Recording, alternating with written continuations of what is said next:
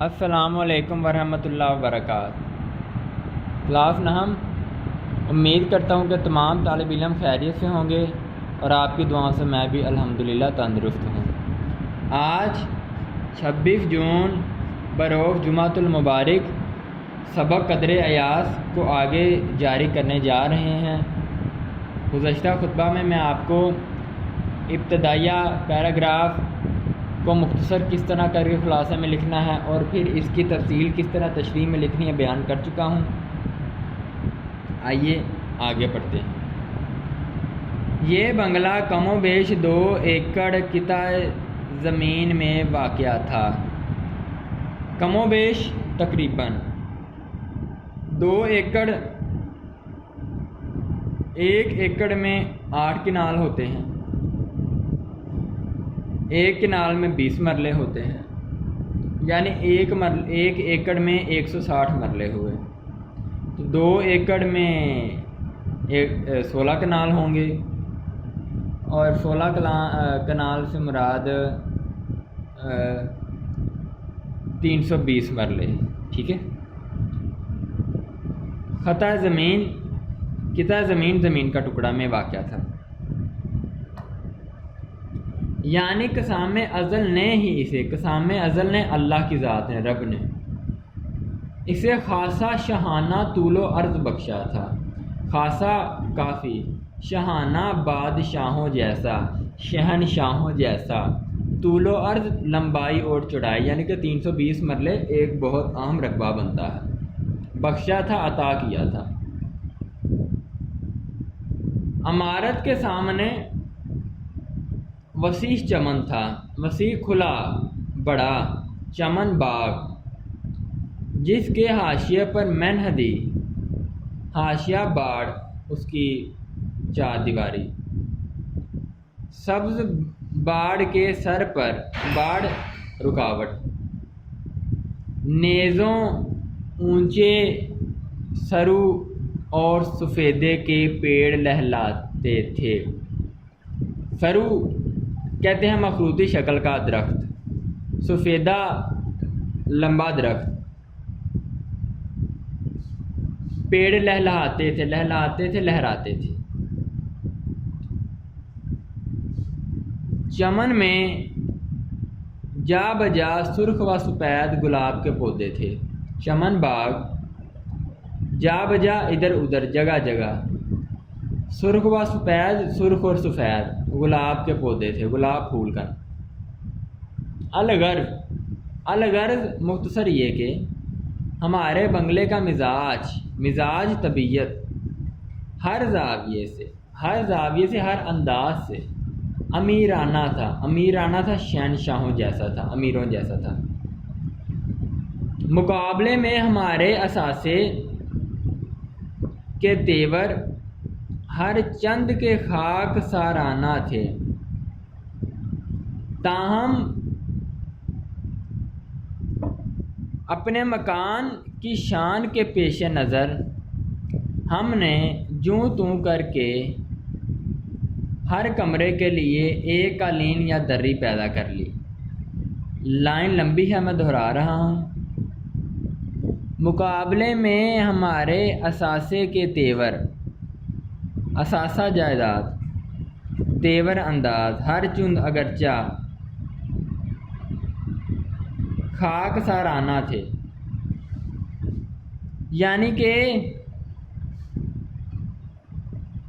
ہمارا طور طریقہ عاجزانہ تھا، لیکن بنگلہ بہت بڑا تھا، تو تاہم اپنے مکان کی شان کے پیش نظر سامنے ہم عاجزانہ طبیعت کے مالک تھے۔ مکان شاہانہ مزاج کا مقام رکھتا تھا، مگر عاجزانہ ہونے کے ساتھ اس مکان کو ہم یوں ہی نہیں چھوڑ سکتے تھے، وہ اس کی شان کے خلاف ہوتا۔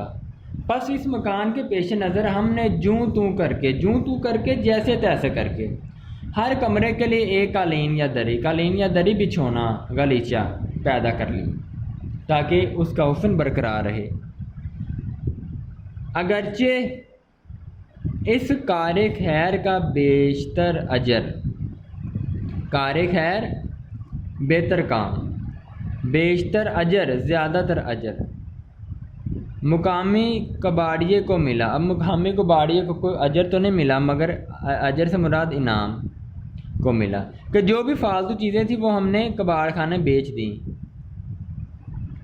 ہاں زیادہ تر اس کا انعام تو کباڑیوں کا ملا، علاوہ ازیں اس کے علاوہ مناسب فرنیچر بھی حاصل کر لیا، یعنی کہ جو فرنیچر کام کا تھا وہ انہوں نے اپنے لیے رکھ لیا۔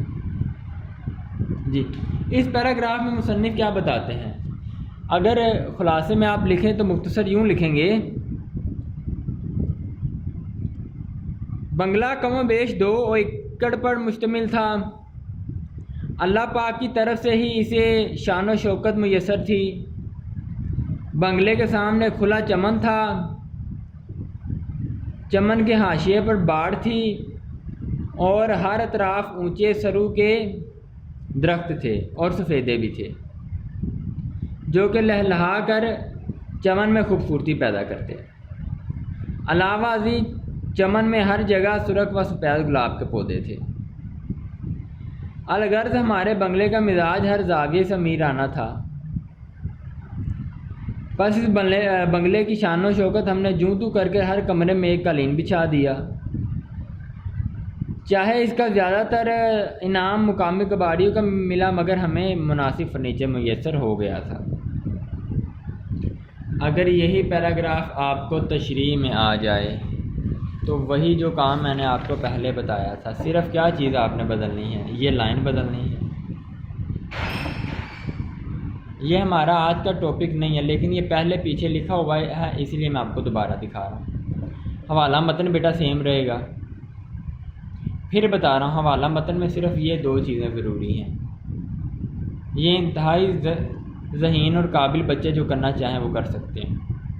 الفاظ میں نے آپ کو بتا چکا ہوں، جو اس پیراگراف میں الفاظ میں نے پوچھنے ہیں وہ آپ نے یہاں پہ لکھنے ہیں۔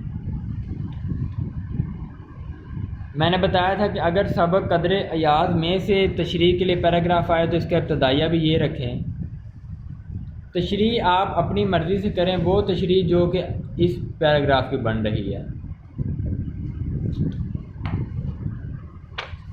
اس کے بعد وسطانیہ بھی یہ رکھیں اور اختتام پر بھی یہی لکھیں، ٹھیک ہے بیٹا؟ آگے ہیں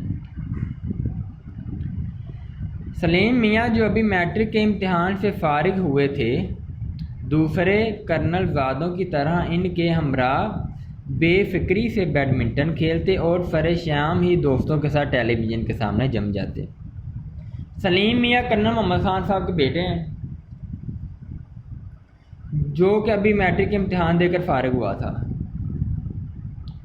جس طرح کرنل زادے کرنلوں کے بیٹے، جس طرح دوسرے کرنل زادے ان کے ہمراہ ساتھ بے فکری بغیر کسی فکر کے سوچ کے بیڈمنٹن کھیلتے، سر شام کے ہوتے ہی دوستوں کے ساتھ ٹیلی ویژن کے سامنے جم جاتے بیٹھ جاتے، جگہ پکڑ لیتے، اٹھنے کا نام نہ لیتے۔ کیا مجال جرت حوصلہ جو کوئی غیر انون، کوئی اجنبی اس مشاہدے میں معائنہ کیا معائنہ کر رہا تھا سلیم میاں، یا وہ کیا کرتا تھا؟ ٹی وی دیکھتا تھا۔ میں مخل یا شریک ہو، مخل ہو خلل ڈالے، شریک ہو مداخلت کرے، سوائے اس کے کہ ہمارا بوڑھا ملازم علی بخش۔ اب یہ کون کہہ رہا ہے؟ کرنل محمد خان کہہ رہا ہے۔ ظاہری بات ہے، ملازم تو کمرے میں پانی چائے روٹی یا خدمت کے لیے آتا جاتا رہتا ہے۔ ان کی توجہ کے لیے کمرے میں توجہ مہمان نوازی، دوست آتے تھے تو ان کے لیے مہمان نوازی کے لیے بوڑھا علی بخش کمرے میں آتا جاتا تھا، خاموشی سے داخل اور خارج ہوتا رہتا۔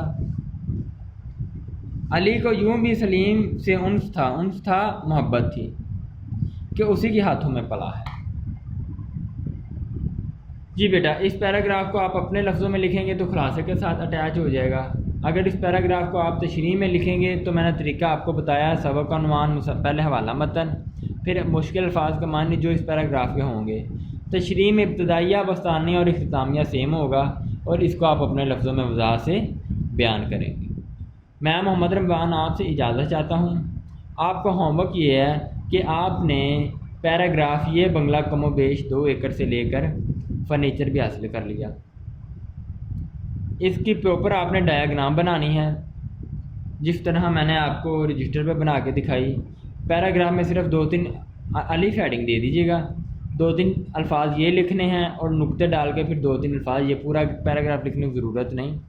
اس کا حوالہ متن، خط کشیدہ الفاظ کے معنی اور تشریح کی ہیڈنگ تیار کیجیے گا۔ اللہ آپ کو خوش رکھیے۔ السلام علیکم ورحمۃ اللہ وبرکاتہ۔